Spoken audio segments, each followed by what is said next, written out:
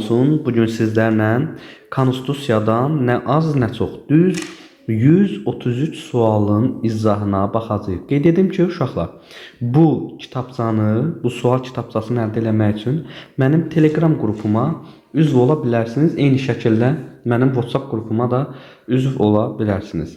Bu öz yerində. İndi onu da qeyd edim ki, burada açıq suallar olmayacaq. Sualların çətinlik səviyyəsi çox da çətin deyil. Yəni orta asan tipli suallardır. Bax belə. Güman edirəm ki, hər birinizə kömək olacaq. İndi isə başlayaq biz artıq suallarımıza. İlk sualımız nədir?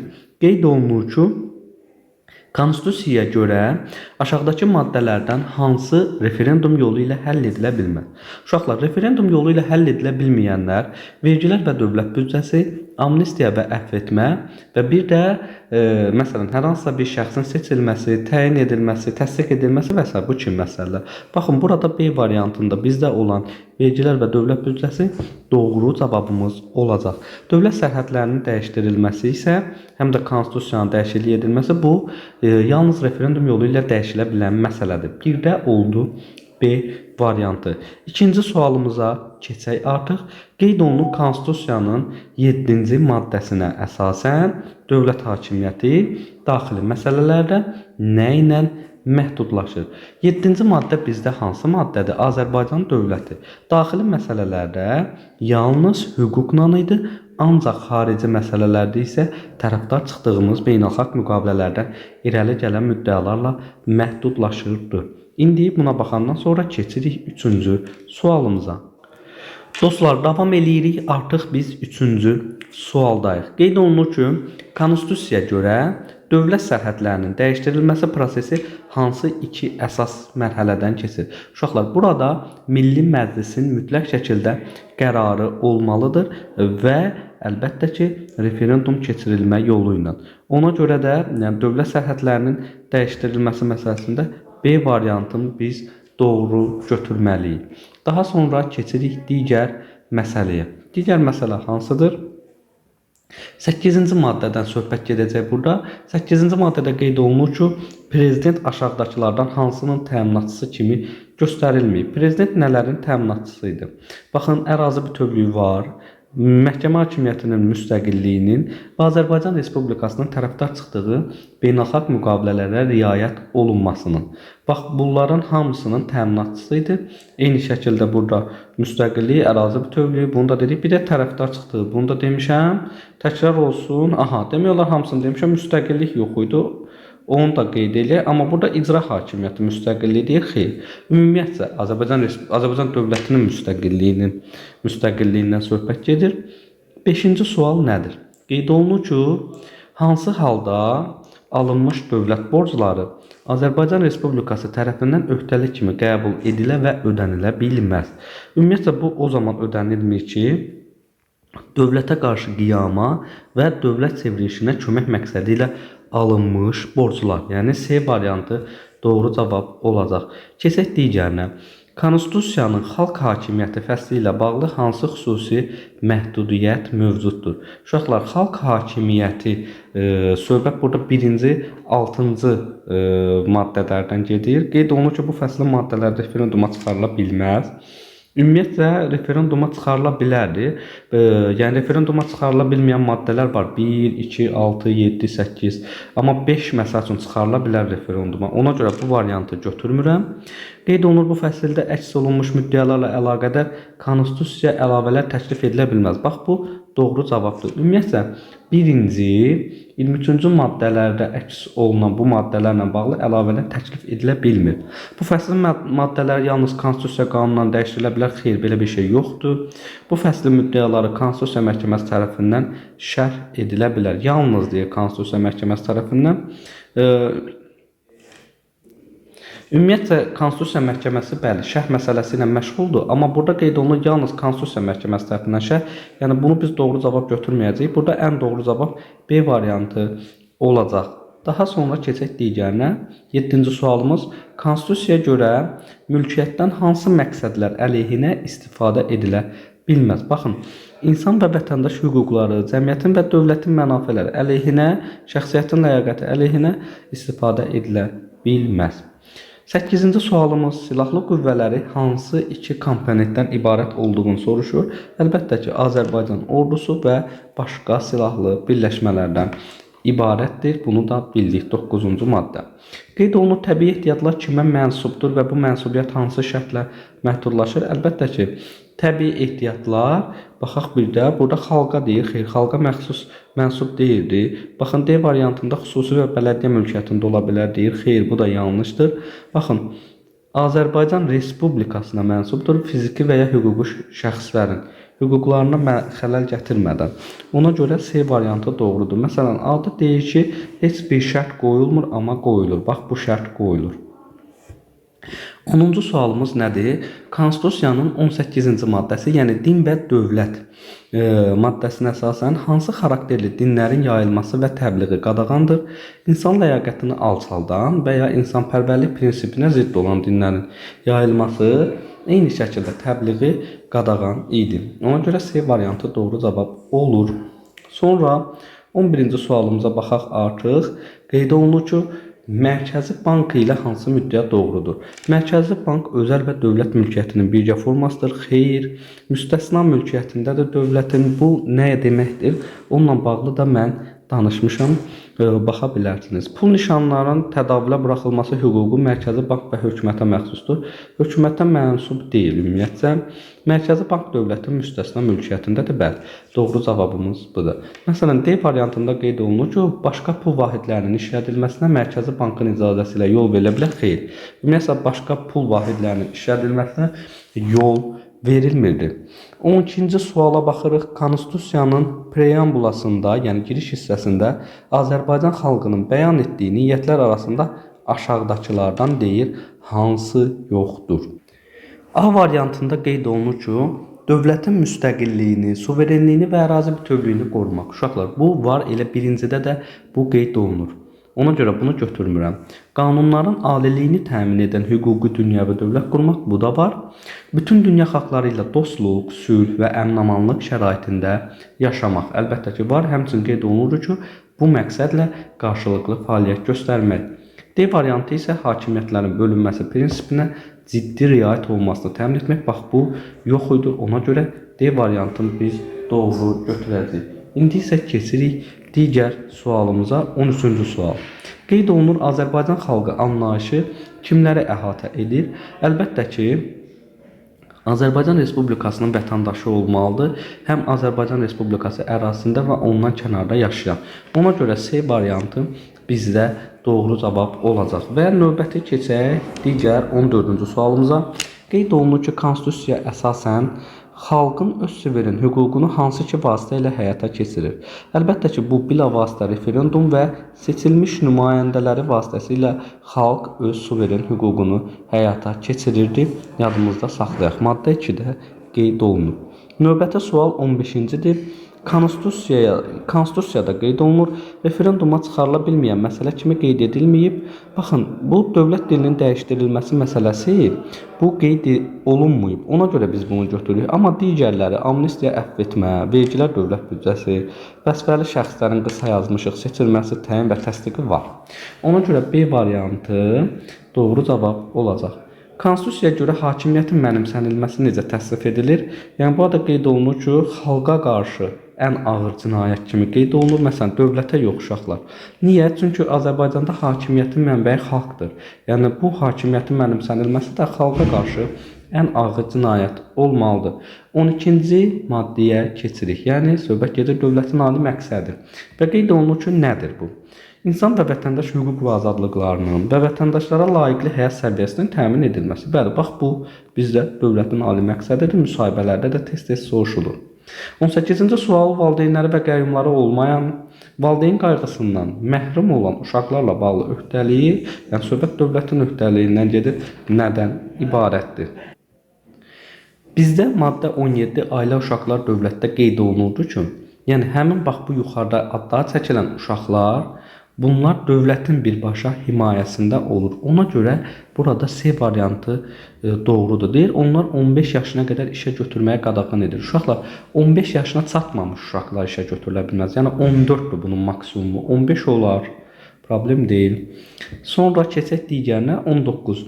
Dövlətin dili ilə bağlı konstitusiyada hansı iki əsas öhdəlik təsbit olunub? Baxaq, maddə 21-dir bu. Qeyd olunur ki, Azərbaycan dilinin inkişafını və başqa dillərin məhdudlaşdırılmasını təmin etmək. Başqa dillərin məhdudlaşdırılması yoxdur. Azərbaycan dilini yeganə ünsiyyət vasitəsi kimi təsbit etmək və onun təbliğini gücləndirmək. Yeganə ünsiyyət vasitəsi kimi deyil də, ona görə bunu biz buradan çıxaq.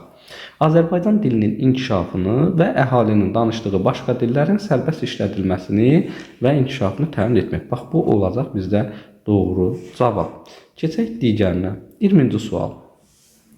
Dövlət bayrağının təsvirində hansı elementlər yer alır? Dövlət bayrağına baxırıq, mavi, qırmızı, yaşıl zolaqlar və qırmızı zolağın ortasında aypara ilə 9 guşəli deyir ki, ulduz əks olunur. Ümumiyyətlə, burada 8 guşəlidir, 9 guşəli deyil. Bunu biz çıxaq. Bax, bu C variantında bərabər enli 3 üfüqi zolaq, qırmızı zolağın ortasında ağ rəngli aypara ilə 8 guşəli ulduz. Bax, bu bizdə doğru cavab olmalıdır. Məsələn, şaquli zolaqlar olmaz. Biz də bunu buradan çıxırıq. Və bu 3 üfüqi zolağın mərkəzində yox, qırmızı zolağın ortasında olur. Heç mərkəz sözü yoxdur orada. Keçək digər sualımıza. Konstitusiyanın 27-ci maddəsindən söhbət gedir, yaşamaq hüququndan. Buna əsasən hansı hal müstəsna cəza tədbiri olan ölüm cəzasının tətbiqi üçün əsas kimi göstərilməyib?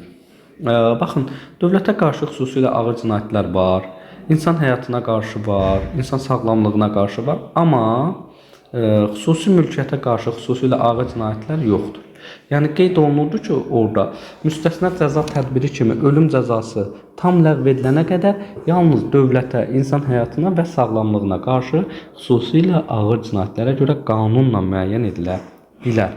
Növbəti sualımız isə artıq maddə 29-a keçdik. 29 mülkiyyət hüququdur. Qeyd olunur ki, dövlət ehtiyacları üçün mülkiyyətin özgəninkiləşdirilməsinə hansı şərtlə yol verilir? Əlbəttə ki, qabaqcadan onun dəyərini ədalətli ödəmək şərti ilə. Ona görə B variantı doğru cavab olacaq. Və 23-cü sualımız. Maddə 32-dən danışır. Şəxsi toxunulmazlıq hüququdur. Hansı halda şəxsin yazışma və telefon danışıqları sirrinin məhdudlaşdırılmasına yol verilir? Baxın, bu iki haldır.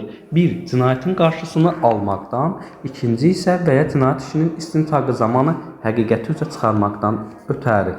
Ona görə C variantı bizdə doğru cavab olacaq. Maddə 35-dən danışırıq. Artıq 24-cü sualdayıq. Əmək hüququdur bu. Deyir ki, hansı halda, mən bunu bir dənə geriyə qaytarım. Hansı halda məcburi əməyə cəlb etməyə yol verilmir? Baxaq, məhkəmə qərarı əsasında qanunla nəzərdə tutulan şərtlərlə hərbi xidmət zamanı səlahiyyətli şəxslərin əmrlərinin yerinə yetirilməsi ilə əlaqədar fövqəladə vəziyyət zamanı vətəndaşlara tələb olunan işləri gördürmək. Bax, bu üç dənənin hər biri var. Amma D variantı şəxsin borc öhdəliklərini yerinə yetirməməsi səbəbindən yoxdur. Ona görə D variantı doğru cavab olmalıdır. Konstitusiyanın 36-cı, yəni tətil hüququ maddəsinə əsasən hansı şəxslərin tətil etmə hüququ yoxdur? Silahlı qüvvələrdə xidmət edən hərbi qulluqçular və mülki şəxslər idi ki, tətil etmək hüququ yox idi. Yadınızda saxlayın. Sonra keçək 26-cı suala. Maddə artıq 56-dan danışacaq. Qeyd olunur ki, yəni seçki hüququdur bu. Hansı şəxslərin seçilmək hüququnun məhdudlaşdırılması birbaşa göstərilməmişdir? Məsələn, jurnalistlər vardı mı? Burada uşaqlar çox asan sualdır, jurnalistlər yox idi. Amma digər 3 var idi. Məsələn, hakimlər, din xadimləri, hərbi qulluqçular, bunların hər biri olub. Daha sonra keçirik digərinə. Maddə 71-dən qeyd olunur. Qeyd olunur ki, 71-ə əsasən müharibə və ya fövqəladə vəziyyət elan edilərkən insan hüquqlarının məhdudlaşdırılması üçün hansı şərtə əməl olunmalıdır? Məhdudlaşdırma yalnız məhkəmənin qərarı ilə tətbiq olunar deyir. Azərbaycan Respublikasının beynəlxalq öhdəlikləri nəzərə alınmalıdır deyir. C-də hüquqların məhdudlaşdırılmasına yalnız əhalinin razılığı ilə yol verilir. Bu əlbəttə ki, bu hissə yanlışdır.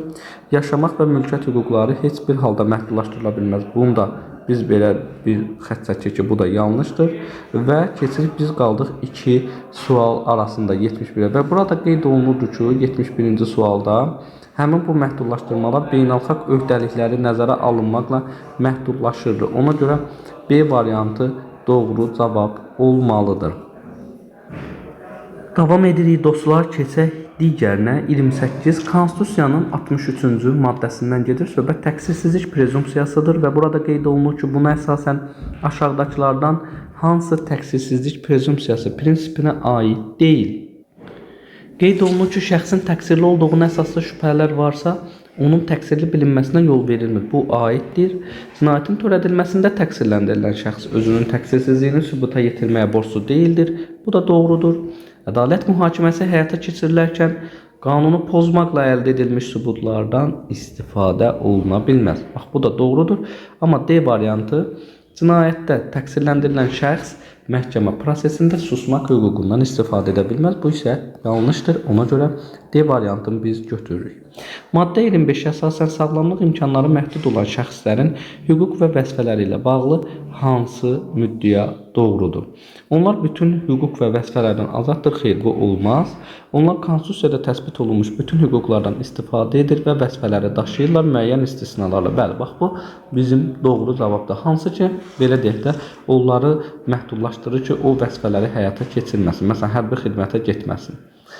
Maddə 58-dən artıq keçik 58-ə, belə bir qarışıqdır. Birləşmə hüququdur. Hansı məqsədlə yaradılan birliklərin fəaliyyəti qadağandır? Burada hansı ola bilər? Qanuni dövlət hakimiyyətinə zorla devirmək məqsədi güdən birliklər. Əlbəttə ki, bu qadağan olar. Məsələn, mövcud hökumətin fəaliyyətini tənqid etmək. Bu niyə qadağan olsun ki? Yəni, bunun məqsədlə yaradılan birlik və yaxud dini əqidəni yaymaq, təbliğ etmək məqsədilə güdən birliklər, bu da ola bilər. İqtisadi islahatların aparılmasına qarşı çıxmaq məqsədi güdən birliklər. Yəni, bununla bağlı orada belə bir şey yoxdur, məhdudiyyət yoxdur. Sonra maddə 34, yəni 31-ci sualdayıq artıq. Qeyd olunur ki, maddə 34-də əsasən aşağıdakılardan hansı valideynlərin həm hüququ, həm də borcudur? Uşaqların adından mülkiyyət deyir, əldə etmək. Bu olar uşaqlar. Xeyr, bu arada 34-cü maddə nikah hüququdur, nikah. Uşaqların təhsil alacağı müəssisəni müstəqil seçmək. Yəni, hüququ, borcu, belə bir borc yoxdur. Uşaqlara qayğı göstərmək və onları tərbiyə etmək. Bax, bu bizdə doğru cavab olar. Və qeyd olunur maddi yardım almaq. Xeyr, bu ol. Bizdə ümumiyyətlə maddi yardım yoxdur da, bilirsiniz, uşaqlarla bağlı. 32-ci sualda qeyd olunur maddə 53-ə əsasən hansı halda Azərbaycan Respublikasının vətəndaşı ölkədən qovula və ya xarici dövlətə verilə bilər? Ümumiyyətlə, ölkədən qovulmur Azərbaycan Respublikasının vətəndaşı. Heç bir halda bu ola bilməz. İndi isə keçək digər sualımıza. Digər sualımız təhsil hüququdur, maddə 42-dir. Və qeyd olunur maddə 42-yə əsasən dövlət hansı təhsil səviyyəsini pulsuz və icbari olaraq təmin edir. Ümumiyyətlə, dövlət pulsuz, icbari, yəni məcburi, baxın burada da qeyd olunub, icbari sözü var burada. Ümumi orta təhsil, ümumi orta təhsil. Bax, B variantı doğru cavab olacaq. Maddə 66-ya əsasən şəxs hansı qohumuna qarşı ifadə verməyə məcbur edilə bilməz. Bu da maraqlı sualdır. Sizdə hansı olar? Əlbəttə ki, bu maddə 66-da qardaş sözünü götürməliyik. Çünki burada qeyd olunur arvadına, övladlarına, valideynlərinə, qardaşına, bacısına. Yəni bunlar sayılır, bu yaxın qohumlar. Maddə 37-yə əsasən əmək müqaviləsi ilə işləyənlərə ildə verilən ödənişli məzuniyyətin minimum müddəti nə qədərdir? 21 təqvim günündən az olmayan gün olur. B variantı doğru cavab olacaq.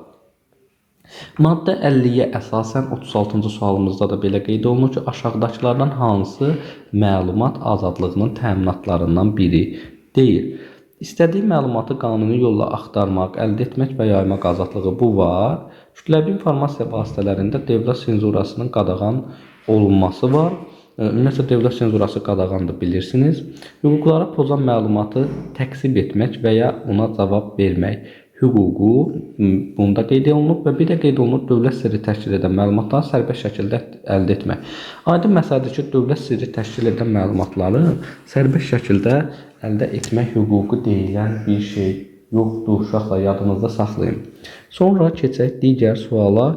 Digər sual 37-dir. Qeyd olunur ki, maddə 68 əsasən dövlət qulluqçularının qanunsuz hərəkətləri nəticəsində insan hüquqlarına dəymiş ziyana görə mülkiyyəti kim daşıyır? Və həmin maddədə də qeyd olunurdu ki, dövlət daşıyırdı bu mülki məsuliyyəti. Yəni burada yalnız biz dövləti götürməliyik. Mən buradan işarə eləməmişəm. Yalnız dövləti götürməliyik. Dövlət qulluqçuları ilə birlikdə olur. Əslində B-ni də yox, üzr istəyirəm, C-ni götürməliyik. Çünki qeyd olunur ki, dövlət qulluqçuları ilə birlikdə dövlət qulluqçularının qanuna zidd hərəkətləri nəticəsində və yaxud hərəkətsizliyi nəticəsində insan hüquq və azadlıqlarına dəymiş ziyana görə və onların təminatının pozulmasına görə mülki məsuliyyət daşıyır. C variantı olar, ən doğrusu budur. 38-ci sualımız Konstitusiyanın 70-ci, yəni siyasi sığıncaq hüququna əsasən hansı əmələ görə təqib edilən şəxslərin başqa dövlətə verilməsinə yol verilmir? Bu nə idi? Bu əlbəttə ki, cinayət sayılmayan əmələ görə olmalıydı. C variantı doğru olur. Məsələn, terrorizmdə iştiraka görə yox, olmamalıdır. Cinayət sayılan maliyyə fırıldaqçılığı belə bir şey yoxdur Konstitusiyada və istənilən siyasi fəaliyyət də yoxdur. Çünki istənilən deyil. Ona görə C variantı doğru cavab olsun. Olsun yox, olacaq. Maddə 28 azadlıq hüququdur. Qeyd olunur ki, azadlıq hüququ hansı yolla məhdudlaşdırıla bilər? Tutulma, həbs alma və ya azadlıqdan məhrum etmə yolu ilə bu məhdudlaşa bilər. Sonra keçək, biz artıq 40-cı sualdayıq və bu arada qeyd olunur maddə 49-a görə sərbəst toplaşmaq azadlığının həyata keçirərkən hansı şərtlərə riayət olmalıdır? İctimai qaydanı və ya ictimai əxlaqı pozmamaq və silahsız olmaq şərti ilə olmalıdır. Əlbəttə ki, məsələn, baxın, deyir, iştirakçıların sayı qanunla müəyyən edilmiş limit, belə bir şey yoxdur. Yalnız müxalif siyasi partiyalar tərəfindən təşkil edilə bilər. Bu da belə bir şey yox idi və qeyd olunur, yalnız dövlət orqanlarından icazə aldıqdan sonra keçirilməlidir. Qanunda, yəni maddə 49-da qeyd olunur ki, müvafiq dövlət orqanlarını qabaqcadan xəbərdar etməklə, belə deyim, hüquq var. Hər kəsin başqalarla birlikdə sərbəst toplaşmaq hüququ var. Amma yalnız dövlət orqanlarından icazə aldıqdan dedikdə Konstitusiyada yalnız yazılmayıb da, deyib qabaqcadan xəbərdar etməklə. Xəbərdar edir, icazə almış. Ona görə B variantıdır burada doğru cavab. Keçək digərinə. 41. Konstitusiyanın 57-ci maddəsinə görə kimlərin müraciət etmək hüququndan istifadəsi fərdi qaydada məhdudlaşdırılır? Bu hərbi qulluqçular olacaq. Yəni B variantı doğru cavabımız olmalıdır.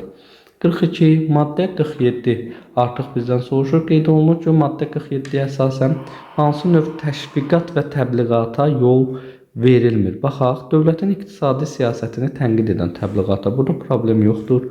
Müəyyən bir dinin digərindən üstün olduğunu iddia edən təbliğata belə bir şey də yox idi. İrqi, milli, dini və ya sosial ədavət və düşmənçilik oyadan təşviqata bu var. Yəni C variantı doğru cavab olmalıdır. Maddə 59 əsasən dövlət sahibkarlıq sahəsində tənzimləməni hansı məqsədlərlə həyata keçirir? İnhisarçılığı dəstəkləməz hər halda, bunu belə çıxaq, yalnız dövlət maraqlarının, insan həyatının və sağlamlığının müdafiəsi ilə bağlı bu tənzimləməni həyata keçirməlidir. 44-cü sualdayıq. Maddə 39-a görə hər kəsin ətraf mühitlə bağlı hansı hüququ yoxdur? Sağlam ətraf mühitdə yaşamaq hüququ var. Ətraf mühitin əsl vəziyyəti haqqında məlumat toplamaq hüququ da var. Ekoloji hüquq pozma ilə əlaqədar sağlamlığa vurulmuş zərərin əvəzini almaq hüququ var. Bu da var. Amma D variantı yoxdur. Yəni söhbət gedir təbii ehtiyatlardan kommersiya məqsədi ilə sərbəst istifadə etmək hüququ. Bax, D variantı işarələdim. Maddə 61. Qeyd olunur ki, maddə 61-ə əsasən hansı andan etibarən cinayətin törədilməsində İttiham olunan şəxsin müdafiəçinin köməyindən istifadə etmək hüququ yaranır. Ümumiyyətlə, maddə 61 hüquqi yardım almaq hüququdur və belə də tutulduğu, həbsə alındığı və ya ittiham olunduğu andan həmin şəxs artıq bu müdafiəçinin köməyindən istifadə edə bilər. C variantı olacaq doğru cavab.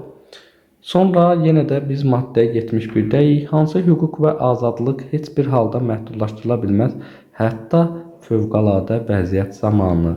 Belə, gəlin bunu da belə eləyim. Maraqlı sualdır bu uşaqlar. Məsələn, mülkiyyət hüququ məhdudlaşa bilirmi? Məsələn, mülkiyyət hüququ bəli, məhdudlaşdırıla bilməkdən gedir söhbət. Uşaqlar, qeyd olunur ki, mülkiyyət hüququ qanunla məhdudlaşdırıla bilər. Hansı halda? Sosial ədalət və torpaqlardan səmərəli istifadə məqsədi ilə ola bilər. Sərbəst toplaşmaq azadlığı da məhdudlaşdırıla bilər fövqəladə vəziyyət zamanı. Məsələn, pandemiya vaxtı bilirsiniz, yəni insanların kütləvi şəkildə toplaşmağı olmazdı. Bax, bu ikisi getdi.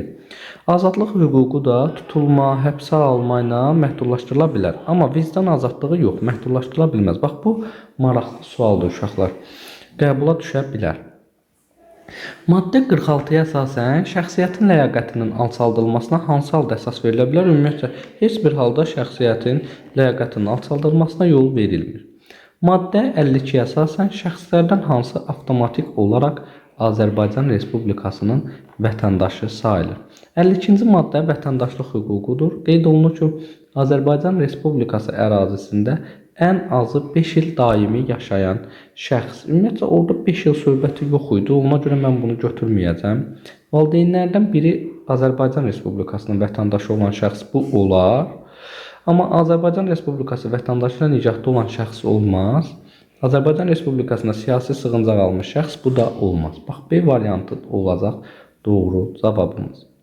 Sonra 49-cu sualdayıq artıq. Burada qeyd olunur maddə 29-a əsasən torpaq üzərində mülkiyyət hüququ hansı məqsədlərlə qanunla məhdudlaşdırıla bilər? Baxın, bu haqda mən yuxarıda da qeyd etdim. Sosial ədalət və torpaqlardan səmərəli istifadə etmək məqsədi ilə. 50-ci sualda qeyd olunur ki, maddə 33-ə əsasən mənzildə yaşayanların iradəsinə zidd mənzilə daxil olmağa hansı hallarda yol verilir? Bu, qanunla müəyyən edilmiş hallar idi və ya məhkəmə qərarı idi. Bunlar istisna idi. Sonra keçirik 51-ci sualımıza. 51-ci sualımız isə qeyd olunur maddə 60-a əsasən hər kəsin inzibati icraat və məhkəmə prosesində hansı hüququ təmin edilir? 60 hüquq və azadlıqların inzibati məhkəmə təminatıdır. Burada qeyd olunur vəkil xidmətindən imtina etmək hüququ yox. Yəni, bu var. İşə ağlabatan müddətdə baxılmalıdır və dinlənilmək hüququ. Bax, bu ola bilər. Hakimin dəyişdirilməsi tələb etmək hüququ deyilən bir şey yox idi. Sonra 52-ci sualdayıq. Maddə 55-dən qeyd olunur ki, əcnəbilər və vətəndaşlığı olmayan şəxslər hansı qaydada dövlət qulluğuna qəbul edilə bilərlər? Qanunla müəyyən edilmiş qaydada bəli, bunlar da dövlət qulluğuna qəbul edilə bilərlər. Məsələn, burada qeyd olunur dövlət qulluğuna qəbul edilə bilməz, xeyr, qəbul edilə bilir. 53-cü maddə 45-dən söhbət gedir. Ana dilindən istifadə hüququ ilə bağlı hansı müddəa doğrudur? Hər kəs yalnız dövlət dilində təhsil almaq hüququna malikdir. Yəni, belə bir şey yoxdur. Yalnız olanlar çox vaxt səhv olur. Heç kəs ana dilindən istifadə hüququna məhrum edilə bilməz. Bu da doğrudur. Məsələn, yaradıcılıqla yalnız Azərbaycan dilində məşğul ola bilər? Xeyr. Dövlət orqanlarına müraciət yalnız ana dilində edilə bilər. Yəni, siz bunu belə fikirləşin ki, dövlət orqanlarına başqa dildə də müraciət oluna bilər. Məsələn, bir xaricidir, bu bizim dildə necə müraciət eləsin? Ona görə burada ən doğru cavab B variantı olacaq. Sonra keçək digərinə. 54-cü sualdayıq biz artıq. Qeyd olunur ki, Konstitusiyanın 69-cu maddəsinə görə Azərbaycanda olan əcnəbilərin və vətəndaşlığı olmayan şəxslərin hüquq və azadlıqları hansı əsasla məhdudlaşdırıla bilər? Beynəlxalq hüquq normalarına və Azərbaycan Respublikasının qanunlarına uyğun olaraq bəli, məhdudlaşdırıla bilər uşaqlar. Sonra keçək 55-ə. Dini mərasimlərin yerinə yetirilməsinin sərbəstliyi hansı hallarda məhdudlaşır? Yenə deyək, ictimai qaydanı pozursa və ya ictimai əxlaqa ziddirsə, yəni C variantı, burada deyir zidd deyilsə. Zidd deyilsə niyə məhdudlaşsın? Azərbaycan Respublikasının hər bir vətəndaşının müstəqil müqavimət göstərmək hüququ hansı hallara şamil edilir? Dövlətə qarşı qiyama və dövlət çevrilişinə qarşı müstəqil müqavimət göstərə bilər. Bax, bu onun hüququdur uşaqlar, borcu deyil. Testlərdə çox zaman bu tip suallar görə bilərsiniz. Məhkəmənin məhkum etdiyi hər bir şəxsin hansı hüququ var? Məsələn, A-da deyir ki, işinə yenidən baxılması üçün Konstitusiya Məhkəməsinə birbaşa müraciət etmək, Konstitusiya Məhkəməsi olmaz da, çıxarılmış hökmə yuxarı məhkəmədə yenidən baxılması və əfv etməsi üçün müraciət etmək. Bax, bu var. Məhkəmə prosesini tamamilə yenidən yeni hakimlər heyəti ilə keçirilməsini tələb etmək. Bu yoxdur. Ümumiyyətlə, maddə 65-ə görə deyirsə, bax, burada B variantı doğru cavab olacaq. Maddə 24-də əsasən hüquq və azadlıqlar hər kəsin cəmiyyət və başqa şəxslər qarşısında deyir nəyini əhatə edir. Əlbəttə ki, məsuliyyətini və vəzifələrini əhatə edəcək. 59-cu sualda qeyd olunur insanların həyatı və sağlamlığı üçün təhlükə törədən faktları gizlədən vəzifəli şəxsləri nə gözləyir? Onlar xəbərdarlıq olunmur əlbəttə ki, D variantını belə silim. Qınanılmaq söhbətdə yoxdur, qanun əsasında məsuliyyətə cəlb olunarlar. Keçək növbəti sualımız 60-cı sualımıza. Yardıma möhtac olanlara kömək etmək ilk növbədə kimin borcudur? Sizdə kimin borcudur? Bax, bu sualda maraqlı sualdır. Bəlkə də, üzr istəyirəm, bəlkə də bir çoxunuz ailə dövləti qeyd eləmişsiniz, amma burada dövlət deyir ki, onların ailə üzvlərinin borcudur. Ona görə B variantı olacaq doğru cavab. Sonra 61-ci sualdayıq artıq. Qeyd olunur ki, hüquq pozuntusu törədildikdən sonra qəbul edilmiş yeni qanun hansı halda tətbiq edilir? Əgər yeni qanun məsuliyyəti aradan qaldırılmışsa və ya yüngülləşdirilmişsə, ona görə B variantını götürürük. İndi isə bu hissəyə qədər Konstitusiyanın ümumiyyətlə 1-ci bölmə, 2-ci bölməsinə baxdıq. İndi buradan qanunvericilik hakimiyyəti olan hissədir. Görək burada hansı maraqlı suallarımız var. 62-ci sualdayıq, artıq yarılayırıq biz, belə deyim, suallarımızı. Milli Məclis deyir neçə deputatdan ibarətdir? Milli Məclisdə 125 deputat var. Keçək digərinə. Burada qeyd olunur, Milli Məclisin hər çağırışının səlahiyyət müddəti nə qədərdir? 5 ildir. Milli Məclis deputatları hansı seçki sistemi əsasında seçilirlər? Bu, majoritar seçki sistemi əsasında seçilirdi. Aşağıdakı şəxslərdən hansı Milli Məclisinə deputat seçilə bilməz? Başqa dövlətlər qarşısında öhdəliyi olan şəxs. Bu seçilə bilərmi? Seçilə bilməz. Elmi fəaliyyətlə məşğul olan olar. Əvvələ məhkum olunmuş, lakin məhkumluğu ödənilməmiş şəxs. Yəni, orada qeyd olunurdu ki, uşaqlar, ağır cinayətlərə görə məhkum olunmuş şəxslər və yaxud hal-hazırda cəzasını çəkir, məhkumluğu ödənilib bitibsə yox. Ona görə bunu götürmürəm. Bəlkə də bir çoxlarınız bunu götürmürsünüz. Seçki hüququna malik 30 yaşında olan Azərbaycan Respublikasının vətəndaşı. Bunun yaş həddi yoxdur ki orada. A variantı doğru cavab olmalıdır. Milli Məclis seçkilərinin nəticələrinin düzgünlüyü hansı dövlət orqanı yoxlayır və təsdiq edir? Bu Konstitusiya Məhkəməsidir. Qəbulda da hər dəfə düşür demək olar. Milli Məclisin növbədən kənar sessiyasını çağırmaq üçün neçə deputatın tələbi kifayətdir? Növbədən kənar sessiyalar Milli Məclisin sədri çağırır və prezident və deputatların tələbi olur. Amma neçə deputatdır? 42 deputatdır. Amma qapalı iclas desə 83 deputata götürəcəkdir. Biz burada D variantını götürürük. Milli Məclis deputatının mandatından məhrum edilməsi üçün əsas deyil.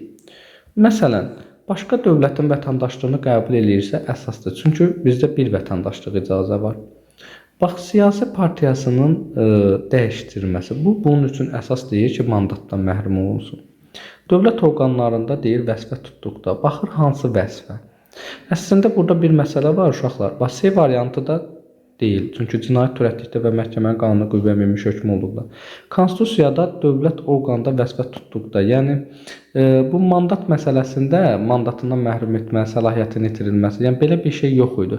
Ödənişli fəaliyyət var, ya və yaxud seçkilər zaman səslər düzgün hesab olunmadıqda, yəni bu kimi hallarda mandatından məhrum edilir və yaxud dövlət orqanlarında vəzifə tutduqda. Yəni bunda da olurdu. Amma siyasi partiyasının dəyişdirilməsi məsələsində olmurdu. Milli Məclis deputatının toxunulmazlığına hansı orqanın təqdimatı əsasında xitam verilə bilər? Təqdimatı verirdi Baş Prokurorluq, xitam verirdi Milli Məclis. Konstitusiyanın 93-cü maddəsinə görə deyir, bunu belə vermişəm ki, sizin üçün rahat olsun. Milli Məclisin aktlarında hansı məhdudiyyət nəzərdə tutulur? Bunun aktları Konstitusiya qanunu idi, qərar idi. Baxaq, deyir, icra hakimiyyəti və məhkəmə orqanlarında konkret tapşırıqlar nəzərdə tutula bilməz. Bəli, tutula bilməz, çünki bu hakimiyyətin başqa qollarıdır. Milli Məclisin 83 səs çoxluğu ilə qəbul etdiyi qanunlar hansı məsələlərə aiddir? 83 səslə deyir. 83 səslə hansı idi? Baxın, D variantına. Prezident və Milli Məclisə seçkilər, həmçinin referendum. Yəni bu məsələlər 83 səslə qəbul olunurdu. Deputatların statusu məsələsi var. Bu da eyni şəkildə 83 səs idi.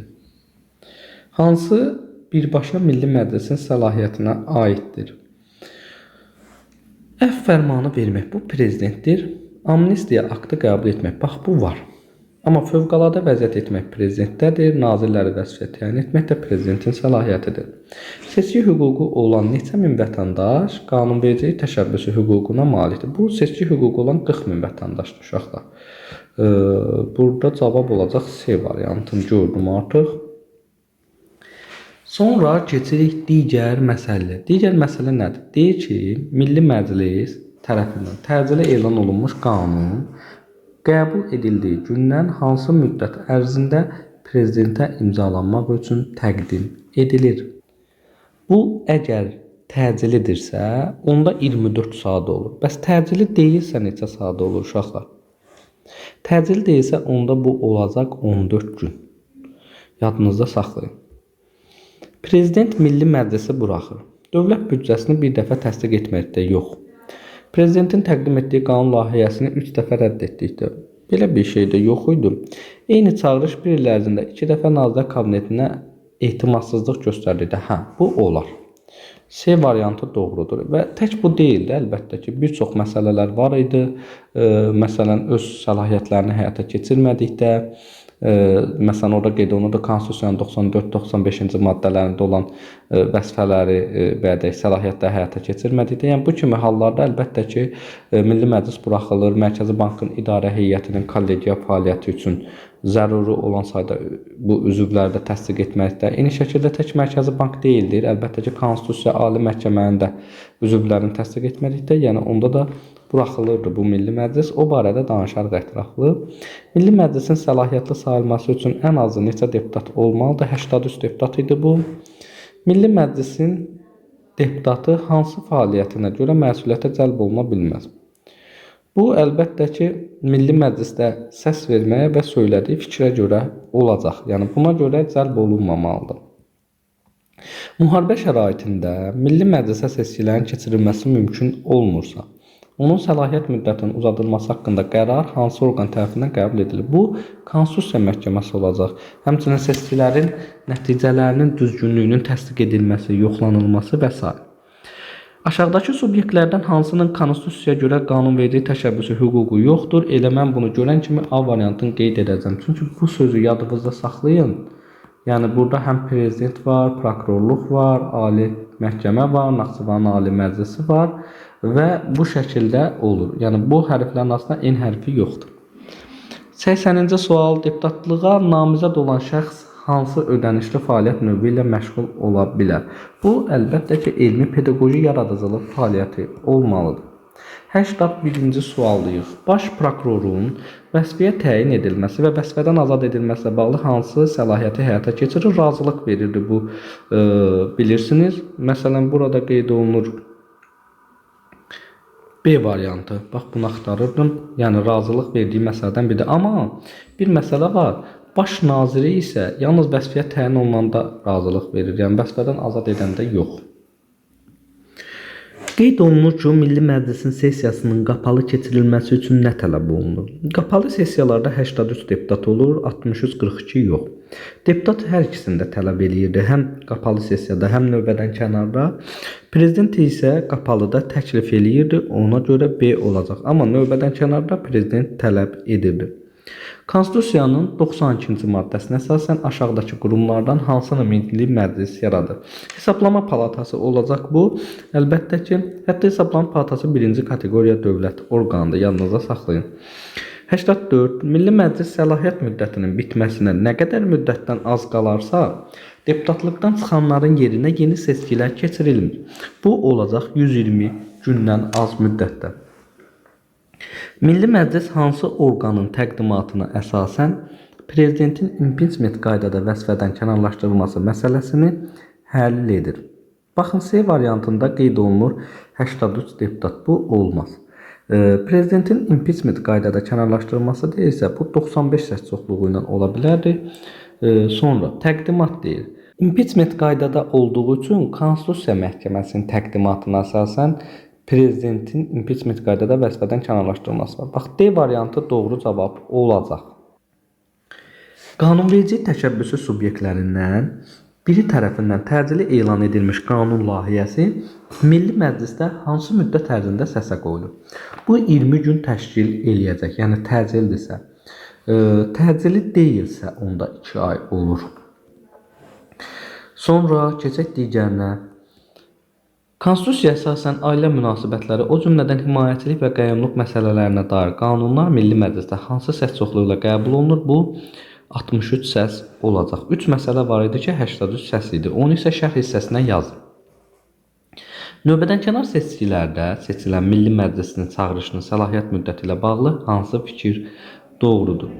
5 ildən az ola bilərmi? Bəli, 5 ildən az ola bilər. Həmişə tam 5 il olur, yox. Yəni müharibə şəraitində az ola bilər. Qalan müddət növbəti çağırışın müddətinə əlavə edilir. Yox, belə bir şey yoxdur. Səlahiyyət müddəti Konstitusiya Məhkəməsi tərəfindən müəyyən edilir. Belə bir şey də yox idi, amma A variantı ilə doğru cavab olacaq. Deputat səsvermə hüququnu şəxsən həyata keçirməməsi hansı maddənin tələbinin pozulmasıdır və mandatından məhrum etməyə səbəb ola bilər? Səsvermə hüququnu şəxsən həyata keçirmədikdə deputat belə deyim, mandatından məhrum edilir. Bu da öz əksini 93-cü maddənin 3-cü hissəsində tapmışdır. B variantı olacaq doğru cavab. Silahlı qüvvələrin təyinatı ilə bağlı olmayan vəzifələrin icrasına cəlb edilməsinə kimin razılığı lazımdır? Əlbəttə ki, burada da Milli Məclis razılıq verməlidir. 91-ci sualımız böyük düşüb. Milli Məclisin deputatı hansı halda Milli Məclisin razılığı olmadan tutula bilər? Ümumiyyətlə, Milli Məclisin razılığı ilə tutulmur. Bu, cinayət başında yaxalanırsa tutulur. Bax, bu halda. Sonra, Konstitusiyaya əsasən, artıq biz icra hakimiyyətindəyik deyəsən, prezident seçkilərinin birinci dövrəsində heç bir namizəd tələb olunan səs çoxluğunu toplaya bilmədikdə ikinci dövrə nə vaxt keçirilir? Konstitusiyada qeyd olunurdu ki, səs çoxluğu birinci dövrədə toplanılmırsa, səsvermə günündən sonra ikinci bazar günündə ikinci dövrəsi keçirilirdi. A variantı olmalıdır doğru cavab. Prezident vəzifədən vaxtından əvvəl gedir. Yəni, prezident seçilənə qədər, yeni prezident seçilənə qədər onun səlahiyyətlərini icra edən birinci vitse-prezident də istefa verərsə səlahiyyət kimə keçir? Onda prezidentin müəyyən etdiyi ardıcıllıqla vitse-prezidentə keçir. Bu da olmasa, Baş nazir, sonra Milli Məclisin sədri. Aşağıdakılardan hansı prezidentliyə namizədə aid tələblərdən biri deyil? Baxın, yaş həddi yoxdur bizdə. 40 yaşıdır, ən azı 40 yaşının olması. Yəni, belə bir məhdudiyyətimiz yox idi. Ona görə B variantını götürürük. 95-ci sual. Konstitusiyaya əsasən prezident seçkilərinin birinci dövrəsində heç bir namizəd tələb olunan səs çoxluğunu toplaya bilməsə ikinci dövrə nə vaxt keçirilir? Təkrar sualdır bu. Əlbəttə ki, qeyd etdik. Səsvermə günündən sonra ikinci bazar günü. Bunu da belə işarələyim. Sonra keçək digərinə. Bunu artıq, bunlar təkrar suallardır. Bu 96-ını da dedik. 97 də təkrar düşüb. Heç nə. 98-ə baxaq onda. Prezidentin ağır cinayət törətməsi iddiası ilə onun vəzifədən kənarlaşdırılması təşəbbüsünü hansı qurum irəli sürə bilər?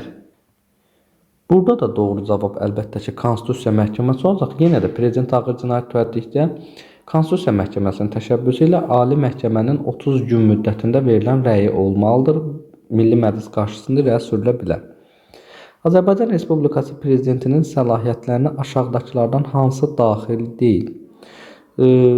Dövlətin iqtisadi və sosial proqramlarını təsdiq etmək var, amma konstitusiya qanunlarını qəbul etmək yoxdur. Prezidentin aktları ümumi məsələlərlə bağlı fərmandır, digər məsələlərlə bağlı sərəncamdır. Bunu da belə işarəlidir.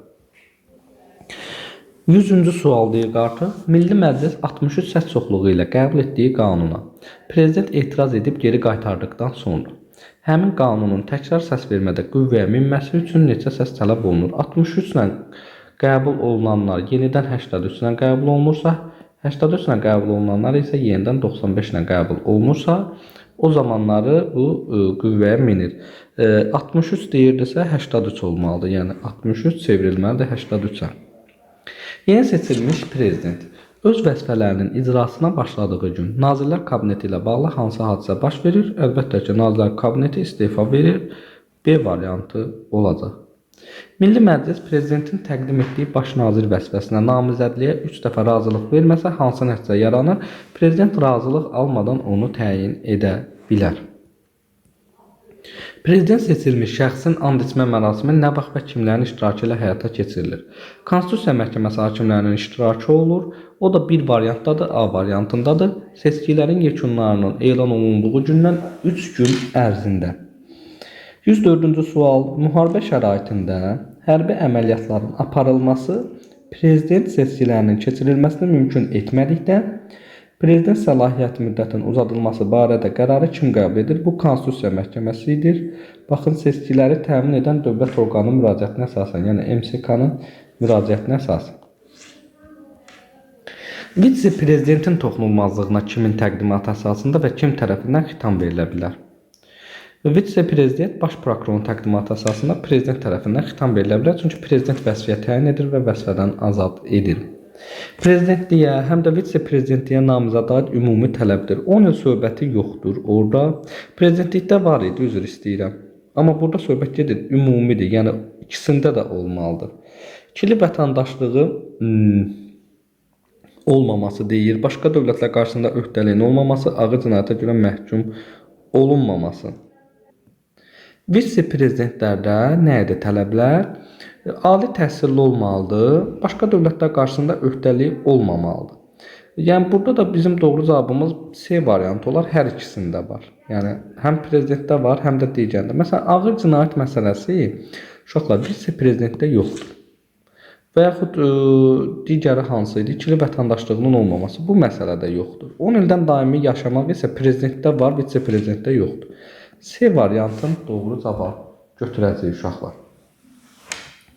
108-ci sualdayıq. Prezidentin səhhətinə görə öz səlahiyyətlərini icra etmək qabiliyyətini tamamilə itirməsi faktını hansı qurum və neçə səs çoxluğu ilə təsdiq edir? Bu Konstitusiya Məhkəməsi olmalıdır və hakimlərin 6 səs çoxluğu cavabı olacaq. Prezident tərəfindən təqdim edilmiş qanunu imzalamayıb, öz etirazı ilə birlikdə Milli Məclisə qaytarması üçün nə qədər müddəti var? Prezident ona təqdim olunmuş qanunları 56 gün ərzində imzalayırdı. Yəni bu 56 gün ərzində etirazını doğurursa geri göndərə bilər. 110-cu sual. Nazirlər Kabinetinin statusu ilə bağlı aşağıdakı fikirlərdən hansı doğrudur? Nazirlər Kabineti kollegial orqan deyil, müstəqil icra orqanı deyil. Bunlar çıxıram. Prezidentin yuxarı icra orqanıdır və ona tabedir. B variantı doğru cavab olacaq. Məsələn, qanunverici təşəbbüs hüququna malik deyil. Bayaqlarda belə bir sualımız var idi. Aşağıdakılardan hansı Nazirlər Kabinetinin səlahiyyətlərinə aid deyil? Dövlət büdcəsinin layihəsini hazırlayıb prezidentə təqdim etmək bu var. Amma ali hərbi və ali xüsusi rütbə vermək bu prezidentin səlahiyyətindədir.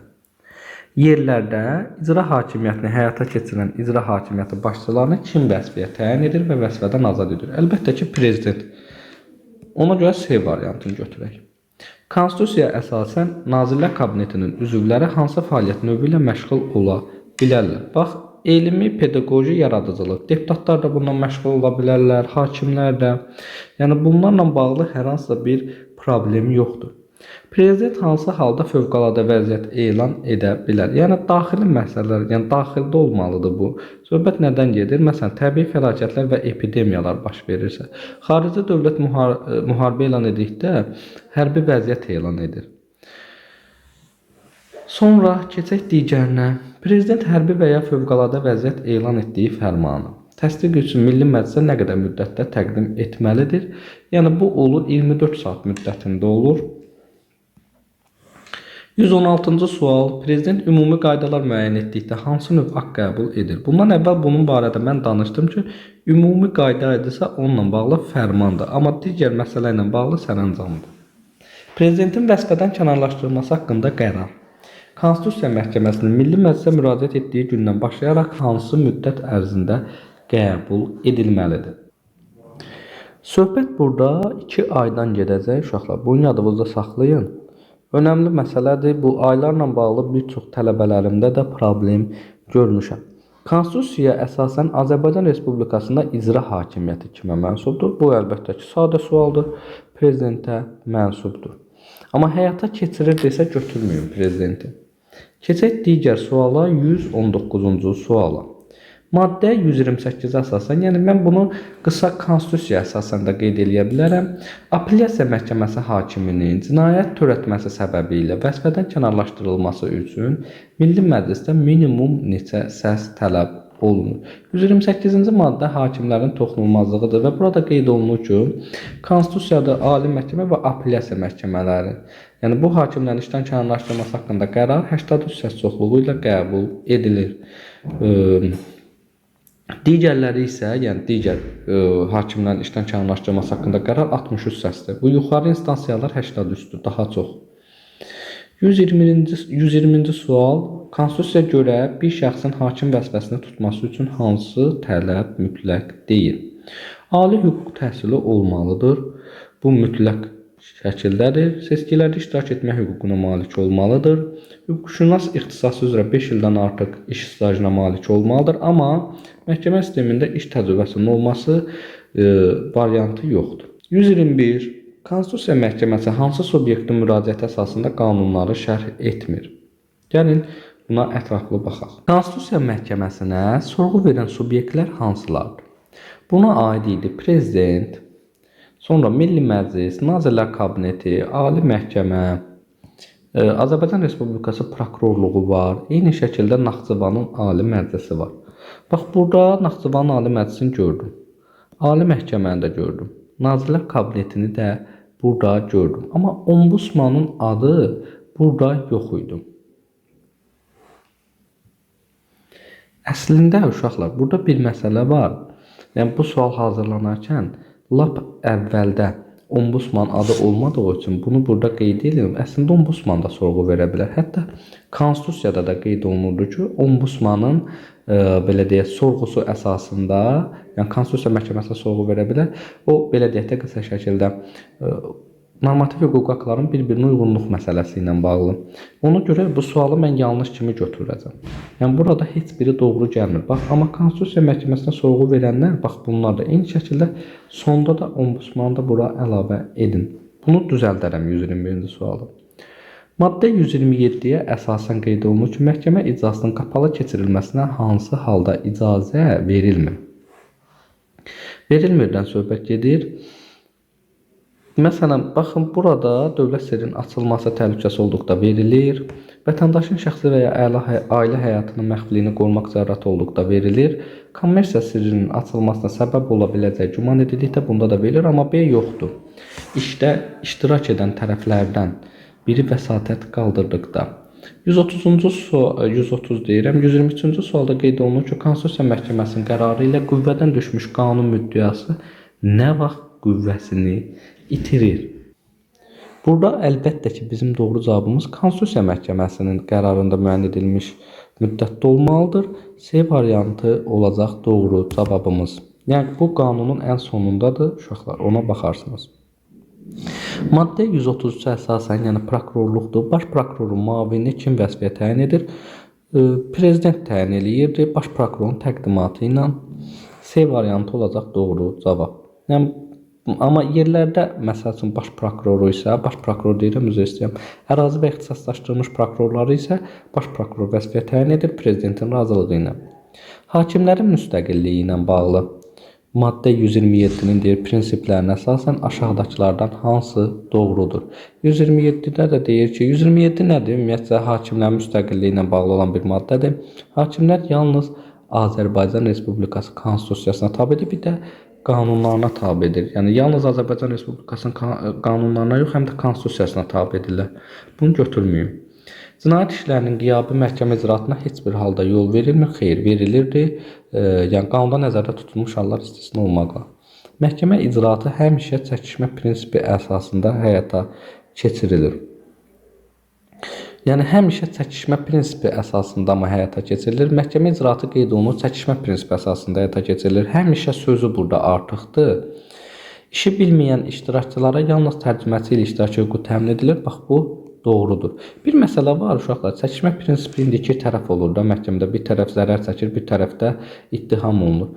İndi onlar çəkişirlər bir-biri ilə, hər ikisi özləri danışır da. İndi bir tərəf yoxdursa, qiyabidirsə, onda necə olacaq? Deməli, çəkişmə prinsipi olmaya da bilər. Belə bir şey. Ona görə D variantını götürdük. Sonra 126-cı suala baxırıq. Qeyd olunur ki, maddə 125-də göstərilən məhkəmə hakimiyyətini həyata keçirən məhkəmələr hansılardır? Məhkəmə hakimiyyətini həyata keçirən məhkəmələr. Burada qeyd olunur Konstitusiya Məhkəməsi, Ali Məhkəmə, Azərbaycan Respublikasının apellyasiya məhkəmələri və ümumi məhkəmələr. Bu var. İxtisaslaşdırılmış məhkəmələr də var. Burada yazmayıb. Ona görə mən A-nı götürməyim. Burada var. Digər ixtisaslaşdırılmış məhkəmələr var. Fövqəladə məhkəmə yoxdur Azərbaycanda və yalnız Konstitusiya və Ali Məhkəmə deyil. Bunu da götürməyəcəm. Amma B variantını doğru cavab götürəcəm. Tam cavab istəyirik uşaqlar. Hakim hansı fəaliyyət növü ilə məşğul ola bilməz? Ümumiyyətlə, hakimlər pedaqoji fəaliyyətlə məşğul ola bilər. Burada bir problem yoxdur. Amma hakimlər siyasi partiyaya üzv ola bilərmi? Məsələ budur. Hakimlər siyasi partiyaya üzv ola bilməzlər və ödənişli fəaliyyətlə məşğul ola bilərlər əslində, digər ödənişli fəaliyyətlə. Amma belə deyim, söhbət nədən gedir? Sahibkarlıq və kommersiya ilə məşğul ola bilməzlər. Eyni şəkildə bu sualda bir məsələ var. Söhbət gedir sahibkarlıq fəaliyyəti. Hakimlər sahibkarlıq fəaliyyəti ilə heç bir deyir sahibkarlıq fəaliyyəti ilə məşğul ola bilməzlər. Hə, öz istəyirəm. Burada deyir məşğul ola bilər. Mən də ona görə çaşdım. Məşğul ola bilər pedaqoji fəaliyyətlə. Elə doğru cavabım C olacaq. Amma bunlarla məşğul ola bilməz. Mən də deyirəm niyə cavablar uyğun gəlmir.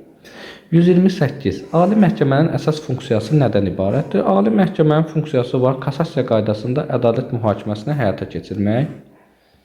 129-cu sual, maddə 130-un 5-ci bəndinə əsasən dəqiqliyinə qədər verilib. Hər hansısa bir şəxs hansı məqsədlə Konstitusiya məhkəməsinə şikayət verə bilər? Baxaq buna da, burada qeyd olunur ki, yəni bu 5-ci maddədə pozulmuş insan hüquq və azadlıqların bərpa edilməsi məqsədi ilə olmalıdır. B variantı əlbəttə ki, məhkəməyə başqa niyə şikayətə gedək? 129-cu maddəyə görə məhkəmənin qərarının icra olunmaması hansı nəticəyə səbəb olur? Qanunla müəyyən edilmiş məsuliyyətə səbəb olur. Sadə sualdır bu. Sonra keçək digərinə 131. Maddə 128-ə əsasən hakimlərin toxunulmazlığından söhbət gedir. Ali məhkəmə hakimlərinin vəzifədən kənarlaşdırılması ilə bağlı prezidentin sorğusuna hansı müddətdə cavab verilməlidir? 30 gün müddətdə verilməlidir. Növbəti suala keçirik. Növbəti sual qeyd olunur ki, Konstitusiyaya görə fövqəladə məhkəmələrin yaradılmasına münasibət necədir? Fövqəladə məhkəmələrin yaradılması qadağandır. Həmçinin digər məhkəmələrin yaradılmasının da ümumiyyətlə icazə yoxdur. 133-cü sualdayıq. Neçə sualımız var bizim? Suallarımız çoxdur. Qeyd olunur ki, maddə 127-yə görə məhkəmə icraatı hansı dil və ya dillərdə aparıla bilər? Məhkəmə icraatı dövlət dilində və ya müvafiq əhalisinin çoxluq təşkil etdiyi belə deyək, hissəsinin dilində aparıla bilər. Sonra 134-cü suala keçək. Uşaqlar, başlıqda mən qeyd etmişəm. 100 belə deyim 133 sualın izahı, amma toplamda 146 sual imiş. Ona görə elə mən fikirləşdim ki, hamısını izah eləyim. Konstitusiyaya görə apellyasiya məhkəmələrinin hakimlərini kim təyin edir? Burada tək apellyasiya yox, həmçinin ali məhkəmənin də hakimlərinin təyin olunması məsələsi Milli Məclis təyin edirdi, amma prezident təqdimat verirdi. Ona görə C variantını mən götürürəm burada doğru cavab. Yəni mən götürürəm deyəndə ki, doğru cavabımız budur. 135-ci sual. Aşağıdakılardan hansı maddə 133-ə əsasən prokurorluğun səlahiyyətinə aid deyil? Dövlət ittihamını müdafiə etmək. Bu var. Məhkəmə qərarlarından protest vermək. Məhkəmə praktikasına aid məsələlər üzrə izahatlar vermək. Bu məhkəmə praktikasına aid izahatlar vermək bunun deyil daxı. Qanunda nəzərdə tutulmuş hallarda cinayət işləri başlamaq bu var. Bəs hansılar yoxdur? Bir dənə bu yoxdur. Çünki bu ali məhkəmənin işidir, belə deyək. Sonra keçək digərinə 136. Maddə 127-yə görə bu hakimlərin toxunulmazlığı idi. Yox, üzr istəyirəm, hakimlərin müstəqilliyi. Ədalət mühakiməsi hansı prezumpsiyaya əsaslanır? Təqsirsizlik prezumpsiyasına əsaslanır. Konstitusiya məhkəməsi hansı halda bələdiyyə aktlarının uyğunluğunu yoxlayır? Yoxlamır deyir. Azərbaycan Respublikası qanunlarına uyğunluğu var. Bu 100%-dir. Sonra prezidentin fərmanlarına uyğunluğu məsələsi bu da var. Nazirlər Kabinetinin qərarlarına uyğunluğu var, amma C variantı yoxdur. Ali məhkəmənin qərarlarına uyğunluq məsələsi yox idi. Ərazi prokurorlarını kim vəzifəyə təyin edir? Baş prokuror təyin edirdi, amma prezidentin razılığını alandan sonra. 139-cu sual. Konstitusiyaya əsasən hansı şərt daxilində normativ hüquqi aktın qüvvəsi geriyə şamil edilə bilər? Yəni, hüquqi və fiziki şəxslərin vəziyyətini yaxşılaşdırdıqda, məsuliyyət aradan qaldırıldıqda və ya yüngülləşdirildikdə. B variantı olacaq doğru cavab. Konstitusiyanın mətninə dəyişikliklər və ona əlavələr edilməsi prosedurları arasında əsas prinsipial fərqlər nədən ibarətdir? Bu bizim artıq məhkəmələrdən çıxdı.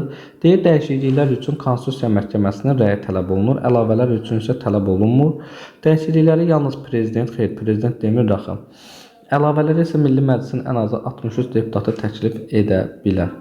Mən opsi sualı bir də başdan oxuyum. Dəyişikliklər yalnız referendum yolu ilə olur. Əlavələr isə Milli Məclisə Konstitusiya qanunu formasında qəbul edilir. Bax, bizim doğru cavabımız budur.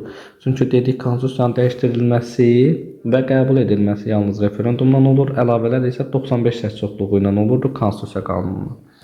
Sonra keçək digərinə, maddə 151-dir. Qeyd olunur, tərəfdar çıxdığımız beynəlxalq müqavilə ilə milli qanunverici akt arasında ziddiyyət yaranırsa, hansı istisna halda beynəlxalq müqavilənin müddəaları tətbiq edilmir? İki məsələ var idi burada. Yəni, referendumla qəbul olunmuş aktla bağlı olurdusa, bir də konstitusiya idisə. Yəni, bu iki hal idi. Bu iki haldan başqa digər hallarda beynəlxalq müqavilə tətbiq olunurdu. Ona görə bunların içərisində mən B variantını götürdüm.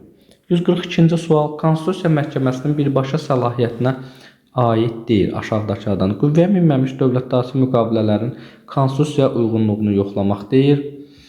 Hakimiyyətin qolları arasında səlahiyyət bölgüsü ilə bağlı mübahisələri həll etmək, ali məhkəmə hakimlərinin təyin edilməsi üçün namizədlərə rəy vermək. Bax, bu yoxdur. Ümumiyyətcə, Konstitusiya məhkəməsinin rəy ilə bağlı bir məsələsi olmur. C variantı olacaq doğru cavab. Dərc edilməmiş normativ hüquqi aktın icrasına məcbur edilən şəxsə münasibətdə Konstitusiyanın 149-cu maddəsi hansı təminatı verir ki, bu zaman icra olunmamasına görə məsuliyyətə cəlb oluna bilməz. Çünki o aktları icra eləməliyik ki, yəni dərc olunmuş aktları biz icra edə bilərik. Belə aktın icra olunmamasına görə məsuliyyətə cəlb olunmur. Yadımızda saxlayırıq bunu. A variantını mən burada götürüm. 144-cü sual. Buradan da bunu bir dənə belə bir işarələyim.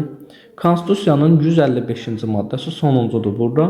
İnsan hüquqları ilə bağlı hansı təklifin referenduma çıxarılmasına məhdudiyyət qoyulur? Məhdudiyyət qoyulurdu 3-cü fəsildə nəzərdə tutulmuş insan hüquq və azadlıqların ləğvi ilə bağlı məsələlərdə. Görək burada varmı? Bunu belə işarələyim, düşüm aşağı. İnsan hüquq və azadlıqlarının təxta çıxdığı bir daha artıq dərəcədə məhdudlaşdırılması. Bəli, doğru cavabımız elə B variantı olmalıdır. Konstitusiyanın 133-cü maddəsinə əsasən Naxçıvanın prokuroru hansı qaydada vəzifəyə təyin edilir? Ərazi və ixtisaslaşdırılmış prokurorları prezident deyirəm, baş prokuror vəzifəyə təyin edirdi prezidentin razılığı əsasında. Amma burada bir məsələ var. Naxçıvanı ümumiyyətlə sırf Naxçıvanın özüdür, baş prokurorun müavinləridir. Bunu prezident vəzifəyə təyin eləyir. Ona görə burada biz prezident olan vəzifənin olan variantı tapmalıyıq. Bax, A variantı baş prokurorun təqdimatı ilə prezident tərəfindən. Sonra 146-cı sualdayıq. 2 sualımız qalıb. Maddə 127-yə əsasən məhkəmə icraatı açıq aparılırsa, hansı halda işə qapalı iclasda baxılmasına yol verilir? Bax, bu məsələ işdə dövlət, peşə, kommersiya sirrinin açılması təhlükəsi olursa. Sonuncu sualdayıq biz artıq. Konstitusiyaya görə qanunverici sisteminə daxil olan bələdiyyə aktları ilə Nazirlər Kabinetinin qərarları arasında hüquqi qüvvə baxımından hansı münasibət mövcuddur? Bərabər hüquqi qüvvəyə malikdir deyir. Ümumiyyətcə yox. Bələdiyyə aktları daha aşağıdadır. Bələdiyyə aktları Nazirlər Kabinetinin qərarlarına zidd olmamalıdır. Bax, bu var. C variantı doğru cavab olacaq. Və uşaqlar, bununla da biz Konstitusiyadan nə az nə çox düz 147 sualın izahına baxmış olduq. Güman edirəm ki, dövlət qulluğuna hazırlaşan və yaxud digər ədliyyə orqanları, Xarici İşlər Nazirliyinə hazırlaşan şəxslər üçün faydalı bir mənbə olar. İzlədiyiniz üçün hər birinizə təşəkkür edirəm. Sağ olun.